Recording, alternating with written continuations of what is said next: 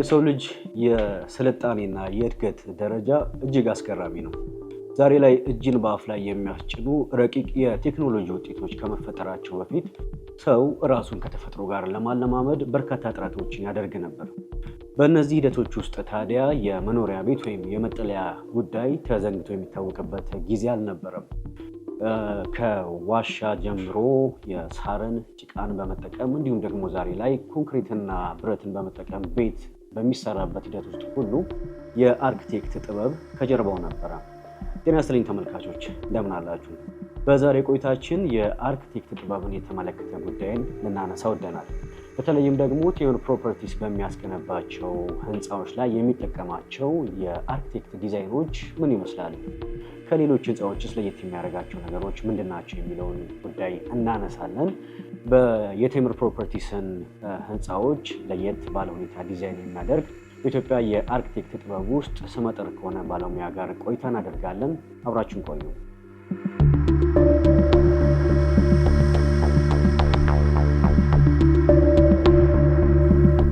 ስሜ ቢኒያም አሊ ይባላል። በሙያ አርክቴክት ነኝ። በስራው ላይ ወደ 25 ዓመት ቆይቻለሁ። የተወሰነ ዓመታት በማስተማርም በአዲስ አበባ ዩኒቨርሲቲ አስተማሪ ነበርኩኝ። አሁን የቢኒያም አሊ አርክቴክት እና አርባኒስቶች ወይም ባው ዲዛይን ፒኤልሲ መስራችና ባለቤት ነኝ። ከቴምር ጋር እንግዲህ ከአንድ 7-8 ዓመት በፊት ነው አብረን መስራት የጀመርነው። ከመጀመሪያ ከሰራሁት ስራ አንጻር እና ከተፈጠረው መግባባት አንጻር ከዛ በኋላ ቴምር ፕሮፐርቲስ ከኛ ድርጅት ጋር እስካሁን በርካታ ስራዎችን እየሰራን ነው። በግምት ከ20 እስከ 30 የሚሆኑ ስራዎችን አብረን ሰርተናል፣ ዲዛይን ማለት ነው። አመሰግናለሁ። እንግዲህ የመጀመሪያ ጥያቄ የምናደርገው አርክቴክቸርን ስለ አርክቴክቸርንም ለማያውቅ ሰው እንዴት አድርገን ነው የሚገልጸው? ሂደቱ እንዴት ነው የሚገልጽበት? ከሱን ጀምርት። አርክቴክቸራል ዲዛይን ሂደት የራሱ ሂደት አለው። ከጨረሰ በኋላ ደግሞ ሌሎች ተጓዳኝ የኢንጂነሪንግ ስራዎች ይኖሩታል። ሂደቱ የሚጀምረው ሳይቱን ከማጎብኘትና ከአሰሪው ጋር ስለሚሰራው ስራ ግብአቱን ምን እንደሚሆን በመስማማት ነው፣ ወይም ሀሳብ በመለዋወጥ ያ ፕሮግራም ልንለው እንችላለን፣ ወይም ስኬጁል ኦፍ አኮሞዴሽን ሊሉት ይችላሉ። ግን አሁን ፕሮግራም ብለን ነው በብዛት የምንለው። ያን ፕሮጀክት እንደ ፕሮግራም ከያዝነው በኋላ ኮሜርሻል አለው፣ ሬዚደንሻል አለው፣ ወይስ ፋብሪካ ነው፣ ወይስ ኤርፖርት ነው፣ ወይስ እስር ቤት ነው፣ ሆስፒታል ነው፣ ሁሉም አይነት ፕሮጀክቶች የራሳቸውን ፕሮግራም ዝርዝር ከወጣላቸው በኋላ ወደ ኮንሴፕት ዴቨሎፕመንት ይካሄዳል። ኮንሴፕቱ በተለያዩ አቅጣጫዎች ሊታይ ይችላል፣ ይፈተሻል።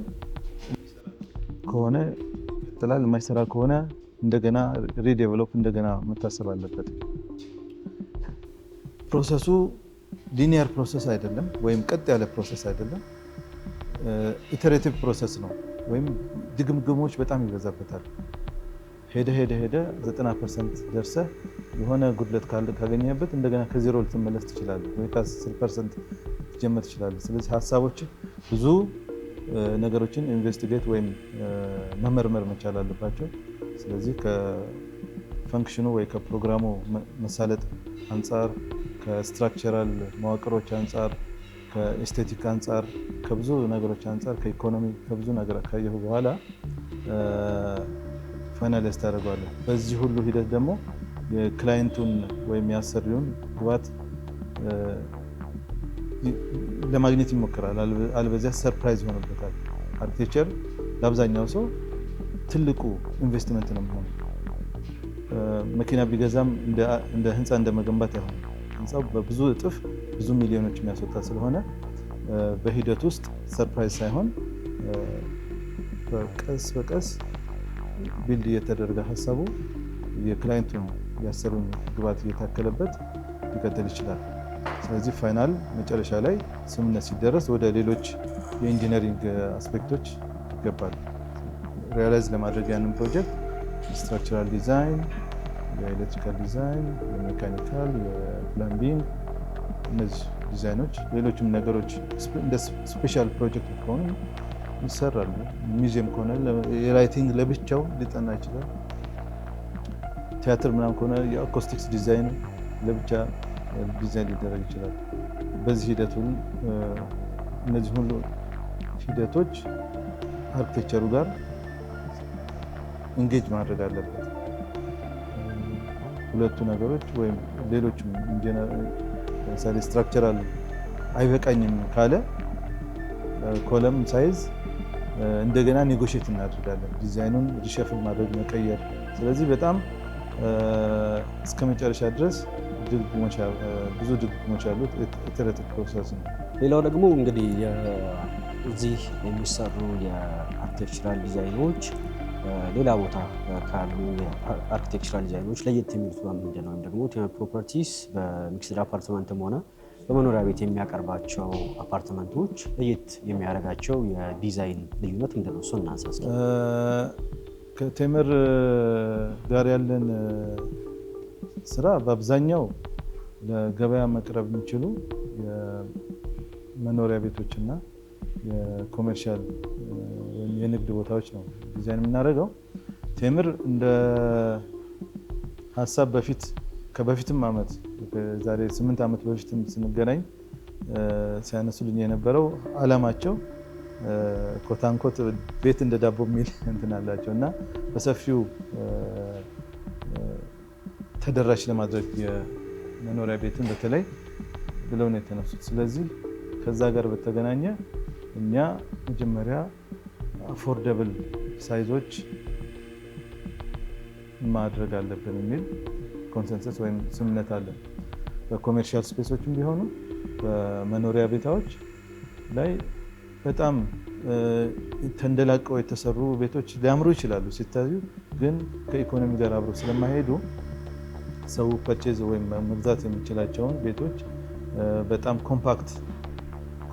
ኮምፓክት እያደረግን ለአብዛኛው ሰው ማግኘት የሚችላቸውን በዛ መልኩ ነው የምንሄድባቸው። ስለዚህ መጀመሪያ ክራይቴሪያችን ከነሱ ጋር፣ ምክንያቱም ዲዛይን አድርገነው መሸጥ ማይችል ከሆነ ብዙ ትርጉም የለውም። ስለዚህ ዲዛይን አድርገነው መሸጥ የሚችሉ ሰው አቅሙ ፈቅዶለት መግዛት የሚችላቸውን ሳይዞች ነው ቀነስ እያደረግን፣ ግን በዚሁም ውስጥ ተፈላጊ ነገሮችን ማስገባት የምንሞክረው። መልካም። ሁለተኛው ጥያቄ የማደርገው ደግሞ ቴምር ፕሮፐርቲስ የሚያቀርባቸው ህንፃዎች ላይ የአርክቴክቸራል ዲዛይኒንጎች ሲሰሩ የስፔስ ኦፕቲማይዜሽን ወይም ደግሞ የቦታ አጠቃቀም እንዴት ነው የሚሰራው? እንዴት ነው የሚወሰነው? እሱን እናስቀጥል። ቦታዎች እንግዲህ በተለይ አዲስ አበባ ላይ የምንሰራቸው ቦታዎች ሳይዛቸውም ሼፓቸውም አስቸጋሪ የሆኑ ቦታዎች አሉ። ስለዚህ ለምሳሌ ከሼፕ አንጻር ብናየው ወይም ከቅርጽ አንጻር ብናያቸው የተለያዩ ቅርጾች ይመጣሉ። አዲስ አበባ ብዙም ፕላን ስለሌላት በተለይ ይሄ መሀል ከተማው ስለሌለው በጣም አኪዩት የሆኑ አንግሎች ይመጣሉ። አንድ ቦታ ሰፍቶ አንድ ቦታ እንደገና ይጠባል፣ እንደገና ይሰፋል። እንደዚህ አይነት ብዙ አይነት ሳይቶች አሉ። ስለዚህ ይህንን የምንፈታው ኮንሴፕታችንን ሪፋይን በማድረግ ነው። ምን አይነት ኮንሴፕት መከተል ያለብን፣ መግቢያ እንዴት ነው የምናደርገው፣ የመኪና መግቢያ ቤት በኩል ነው የምናደርገው፣ የሰው መግቢያ እንዴት ነው የምናደርገው፣ ሰርኩሌሽን ኮሩ የት ጋር ነው ብናደርገው በጣም ኦፕቲማል የሚሆነው፣ ኮሪደር ስፔስ የሚቀንስልን የት ነው፣ አንድ ብሎክ እናድርገው፣ ሁለት ብሎክ እናድርገው፣ እንስበረው ወይስ ሁለት ብሎኮች ሆነው እናገናኛቸው። እነዚህ አይነት ቴስቶችን እንሰራለን። ይሄ ከቅርጽ አንጻር ማለት ነው። ከቶፖግራፊ አንጻር ደግሞ ሌላ ቻሌንጅ አላቸው። አዲስ አበባ እንግዲህ እንደምታውቀው ከአንድ ተራራ ወይም ከእንጦጦ ስር ያለች ስለሆነች ቶፖግራፊዋ እየወረደ ነው የሚመጣው እና ፍላት የሆነ ወይም ጠፍጣፋ መሬት በብዛት አታገኝም። ስለዚህ ይህንንም ኢንቱ በአንድ ኮንሲደሬሽን ውስጥ የምንከተው ነው። ከዛ በኋላ ቅድም ያልኩ የተለያዩ ኦፕቲማይዝ ለማድረግ ብዙ አይነት ቴስቶችን ነው የምንሰራው። አርክቴክቸር እንግዲህ ከጅማሮ እስከ ፍጻሜ ያለውን ሂደት የሚይዝ ነው። በዛም ውስጥ እንግዲህ ከውበት ባለፈ ዲዛይኑ ተገቢውን አገልግሎት እንዲሰጥ የሚደረጉ ጥንቃቄዎች ምንድን ናቸው? እያንዳንዱ ሳይት የራሱ ዩኒክነስ አለው። ልዩ የሚያደርገው ነገር ምንድን ነው?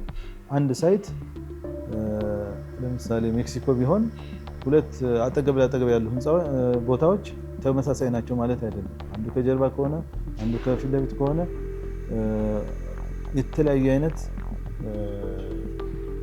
ህንፃን ነው ሊወልዱ የሚችሉት ወይም በጣም ጥሩ በሆነ ፐርፌክሽን ሊሰራላቸው የሚችለው። ለምሳሌ አንድ ሳይት የራሱ የሆነ ላቲቱድ አለው፣ ሎንጊቱድ አለው ወይም ኮኦርዲኔት የምንለው አለ፣ ኤሌቬሽንም አለ። ስለዚህ ለዛ ሳይት የፀሐይ አወጣጥና የፀሐይ አገባብ የተለያየ እንትን ነው። አልቲቱድን መሰረት በማድረግ ደግሞ የምትሰራው ስራ ከፍታው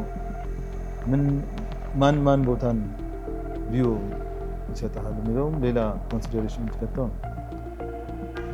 ከዛ በሻገር ደግሞ ከፀሐይም ጋር በተገናኘ በጣም ኮምፎርታብል የሆነ ወይም የሚመች ኢንዶር ወይም የውስጥ አየር ወይም ሙቀት እንዲኖር የሚያደርጋለ ወይም በጣም ውስጡ በጣም የማይመች በጣም ፀሐይ የበዛበት ኮንዲሽን ሊፈጥር የሚችልበት ሁኔታ ነው። ስለዚህ ይሄ በደንብ መጠናት አለበት።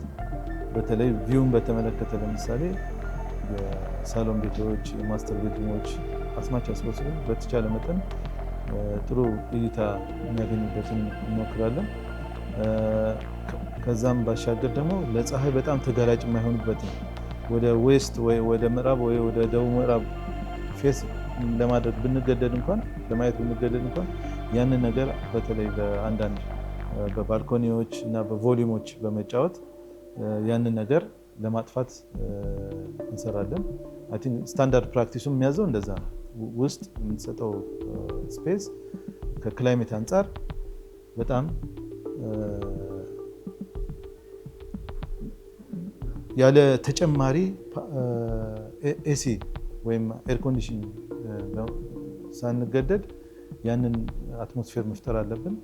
እንደምታውቀው ያው አዲስ አበባ እንደ ሌሎች ከተሞች ሙቀቷ እየጨመረ የመጣ ነው። ኢምፔሪካል የሆነ የተጠና ጥናት ባይኖረኝም እኔ ካደኩበት አንጻር እኔ ልጅ እያለሁ አዲስ አበባ ውስጥ የነበረው ሙቀት እንደዚህ አይደለም። አዲስ አበባ ላይ የነበረው ቬጂቴሽን ወይም ግሪን ከቨር ወይም አበቦች እንደዚህ አልነበረም። ብዙ አበቦች ነበሩ፣ ብዙ ቢራቢሮ ነበረ፣ ጤንዚዛ ነበረ። እነዚህ አሁን የምትላቸው ከግሎባል ዋርሚንግ ጋር በተገናኘ ጠፍተዋል እና ይሄንን ኢንቱ ኮንሲደሬሽን ወይም በደንብ መያዝ አለበት። ይሄ ነጥብ ከክላይሜት ጋር ያለን ወይም ከአየር ሁኔታ ጋር ያለው ህንፃው ካለው እንትን መያዝ አለበት ማለት ነው። ሌላውና የመጨረሻው ጥያቄ የሚሆነው ምንድነው? ከተማችን ላይ መሽቶ ነግቶ የተለያዩ ህንፃዎች የተሰሩ ይገኛሉ። ለኮሜርሻል አገልግሎትም የሚውሉ፣ ለመኖሪያ ቤት አገልግሎት የሚውሉ፣ ለሌሎች አገልግሎቶች የሚውሉ ህንፃዎች በየጊዜው በተለያየ ዲዛይን ቅርጽ ይሰራሉ እና ቴምር ፕሮፐርቲስ የሚያሰራቸው የአርኪቴክቸራል ዲዛይኖች የከተማ ውበትን ከማስጠበቅ አንጻር ጥንቃቄ የሚደረግባቸው እንዴት ነው? መለያቸውስ ምንድን ነው? እሱን እናንሳ። ያው እንግዲህ አሁን ሃይራይዝ ስንሰራ ሃይራይዝን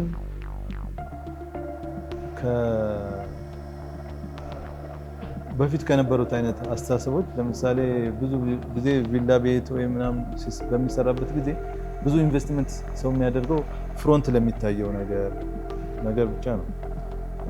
አሁን ከተማችን እያደገች ወይም ቨርቲካል ወይም ወደ ላይ የሚገነባ ነገር ሲመጣ እኛ እንደ ዲዛይን ከሁሉም አቅጣጫ መታየት አለበት ብለን ወይም ይታያል። ስለዚህ ይሄ የፍሮንት ባክ የሚሉት ነገሮች ካላስገደዱ በስተቀር በተቻለ መጠን ከሁሉም አንግል ህንፃዎቻችን ሲታዩ ለከተማው ውበት መጨመር የሚችሉ መሆን አለባቸው። የሚያሰለቹም ሞኖተነስ የሆኑ ወይም አንድ አይነት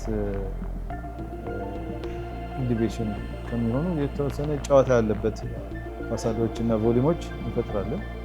እንግዲህ ከተማ ውስጥ ስትኖር ብቻህን አትኖርም። የኮሚኒቲ ወይም አንድ ማህበረሰብ አባል ነው። በድሮ አስተሳሰብ ለምሳሌ ሰፈር የሚባል ነገር ነበር። የእንትና እኮ የዚህ ሰፈር ልጅ ነው ትላለህ። አሁን ያ ሰፈር የምትለው እየተነሳ ወደ ሃይ ዴንሲቲ ወይም ትልቅ ዴንሲቲ ወዳለው አይነት ኑሮ እየተቀየረ ነው። በኮንዶሚኒየም ብታይ መሬት ላይ የሚኖር ሰው በብዛት የለም። አሁን አብዛኛው ከመሬት በላይ ነው የሚኖረው። ስለዚህ እንደ ኮንሴፕት ብዙ አርኪቴክቶች ይሄ ቨርቲካል ወይ ወደ ላይ የሚገነባውን ግንባታ ራሱ እንደ ቪሌጅ መታየት አለበት ይላሉ። ቨርቲካል ቪሌጅ ነው። ስለዚህ በፊት ተዘርግቶ የነበረው ተሰብስቦ ወደ ላይ ይወጣል። ስለዚህ አንድ አፓርትመንት ላይ 200 ቤተሰብ ሊኖር ይችላል፣ 100 ቤተሰብ ሊኖር ይችላል። ይህ ደግሞ እንደ አሰፋፈር እንደ ድሮ ከቆየው መለስተኛ ቀበሌ ማለት ነው። ስለዚህ የሚያንሳቸው የጋራ መጠቀሚያ ቦታዎች ሊኖሩ ይችላሉ። ካለው የመሬት ጥበት አንጻር መንግስት አሁን ለምሳሌ በተለያዩ ቦታዎች ፐብሊክ ስፔሶች እየፈጠረ ቢሆንም እንደ ኮሚኒቲ ደግሞ ባይኖራቸውም እዛ ውስጥ መኖር ያለባቸው ነገሮች አሉ። አፓርትመንት ስለኖረ ሌሎች ነገሮች አይቀሩም። ለቅሶ አለበት። ለቅሶ ቢመጣ ምንድን ነው የሚያደርገው? በፊት መንገድ ላይ ወይ ግቢ ውስጥ እንኳን ይተከል ነበር። ስለዚህ እንደዚህ አይነት ለሶሻል እንትኖች የሚያስፈልጉ ስፔሶችን ቦታዎችን አፓርትመንቱ መያዝ አለበት። ለቅሶ ቢኖር፣ ልደት ቢኖር፣ ሰርግ ቢኖር፣ ልጆች መጫወት ቢፈልጉ እነዚህ ነገሮች ኮሚናል የሆኑ ቦታዎችን መስጠት አለበት። ኮምፎርታብል ወይም የሚመች ለመሆን እነዚህ ነገሮች በአግባቡ መያዝ አለባቸው። በተለያየ እንደየህንፃው ኢንቴግሬት ለማድረግ እንሞክራለን። አንዳንዱ ላይ ሚድ ሌቭል ላይ ወይም በኮሜርሻል እና በሬዚደንሻል መካከል፣ አንዳንዱ ላይ ደግሞ ሩፍቶፕ ላይ ወይም ቴራስ ላይ እንደዚህ አሚኒቲ የሚሰጡ ነገሮችን ለማካተት እንሞክራለን። ቻሌንጁም ይሄ ነው። ጉርብትና የምትለው ነገርም እየተቀየረ ነው። የኪራይም የመውጣት የመግባት ነገር አለ። ስለዚህ ስቴብል ሆኖ አንድ ቦታ እንዲቀመጥ እነዚህ ነገሮች እናሟላ ጥሩ ነው ብለን እነዚህ የሟላን እየሰራን ነው። ሌሎችም ከኛም ውጭ ያሉት የሚሰሩ እንዳሉ እናውቃለን። ግን እኛ ያው እያንዳንዱ ህንፃ ላይ እነዚህ ነገሮች ኢንተግሬት ለማድረግ የሞከርነው። አመሰግናለሁ አርኪቴክት ቢኒያም። ተመልካቾች አሁን ደግሞ በተከታይነት ቴምር ፕሮፐርቲስ የሚያሰራቸው ህንፃዎች የዲዛይን ሞዴል ያለባቸው ስፍራዎች ላይ እንሄድና በተለየ ህንፃዎችን እየተመለከትን ደግሞ ምን አይነት አገልግሎቶችን እንደሚያካትቱ፣ ምን አይነት ልዩነት እንዳላቸው፣ ምን አይነት ፊቸሮችንም እንደሚይዙ እንቃኛለን ማለት ነው። ከኛ ጋር ቆዩ።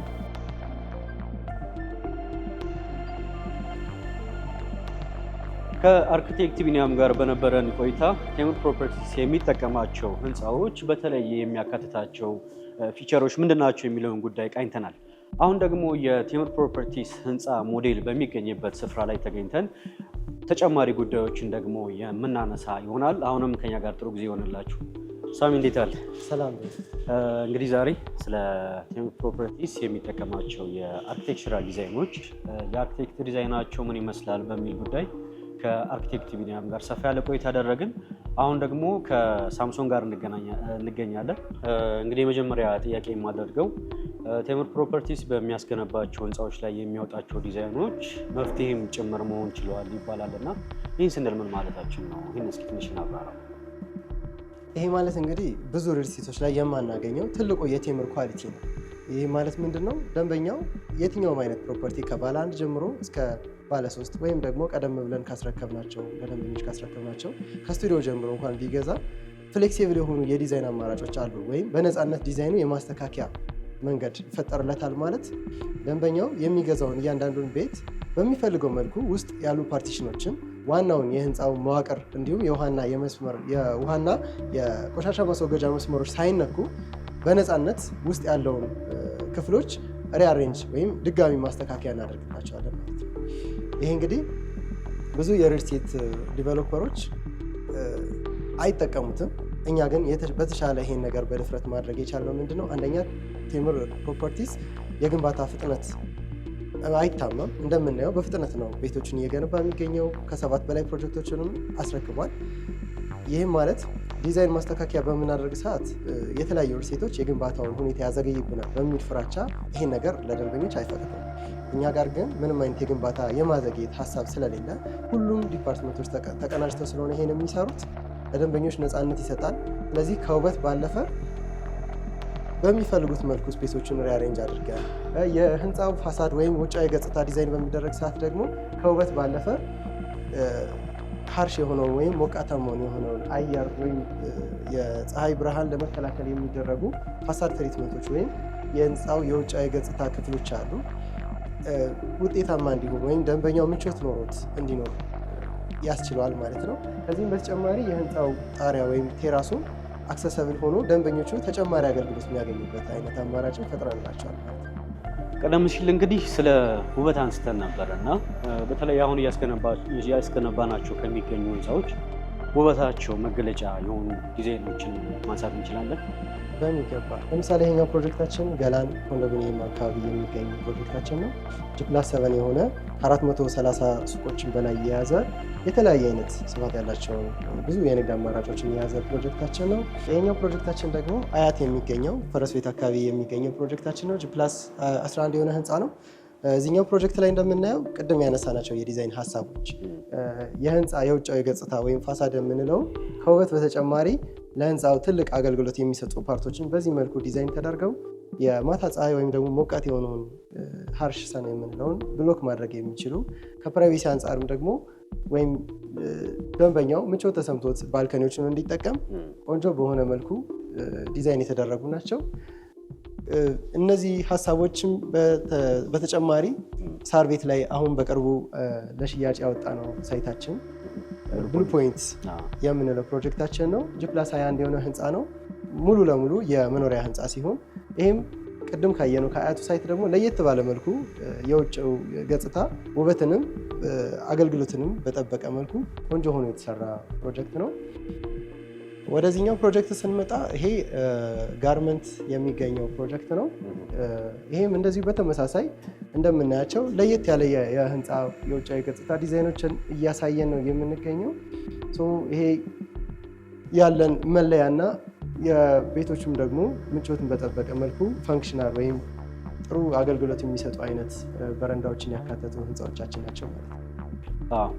እንግዲህ ህንፃ ፊት ለፊቱ ብቻ መሆን የለበትም። ጀርባውም ዙሪያውም የከተማዋ እያደገችበት ከምትሄድበት የእድገት ፍጥነት አንጻር የሚቆራኝ የዲዛይን ያስፈልገናል። ቴም ፕሮፐርቲስም አሁን ያስገነባቸው በሚገኙ ህንፃዎች እሱን እየገለጠ ያለ ይመስለኛል። ፊቱ ብቻ ሳይሆን ጀርባውም ከጎኑም ዙሪያው የህንፃው ክፍል ሙሉ ለሙሉ ውበትን የያዘ ነው እና እሱን አንተን በደንብ አድርጋ አብራርተዋል። አመሰግናለሁ ሳሚ። እንግዲህ ጥሩ ቆይታ እያደረግን ነው። እንግዲህ የመጨረሻ ጥያቄ የማድርገው ቴም ፕሮፐርቲስ የሚያስገነባቸው ህንፃዎች ሙሉ ለሙሉ መኖሪያ የሆኑና እንዲሁም ደግሞ የመኖሪያና የንግድ ሱቆችን የያዙ ወይም በተለምዶ ሚክስድ አፓርትመንት የምንለው ማለት ነው እሱን የያዘ እንደሆነ ይታወቃል እና እዚህ ላይ የንግድና የመኖሪያው ኢንቫይሮንመንት እንዳይረባበሽ የሚያደርገው ጥረት እንዳለ አውቃለሁ እና ስለሱ ደግሞ እስኪ አረፍ ብለን እናውራ።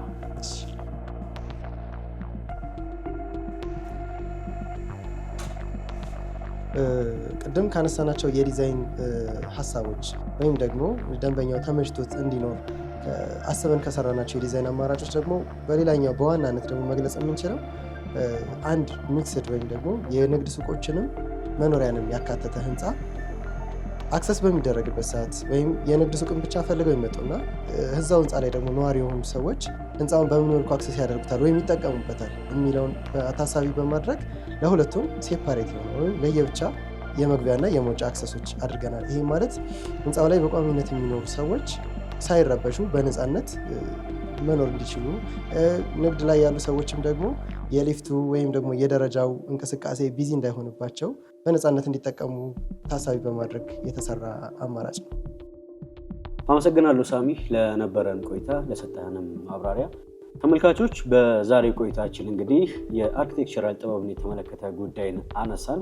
በተለይም ደግሞ ቴምር ፕሮፐርቲስ በሚጠቀማቸው የአርኪቴክቸራል ዲዛይኖች ውስጥ ህንፃዎችን በምን አይነት መንገድ ይሰራል፣ ህንፃዎች ውስጥ የሚያካትታቸው ፊቸሮች ምንድን ናቸው፣ በተለይ ከዲዛይን ጋር የተገናኙ ጉዳዮችን አንስተናል።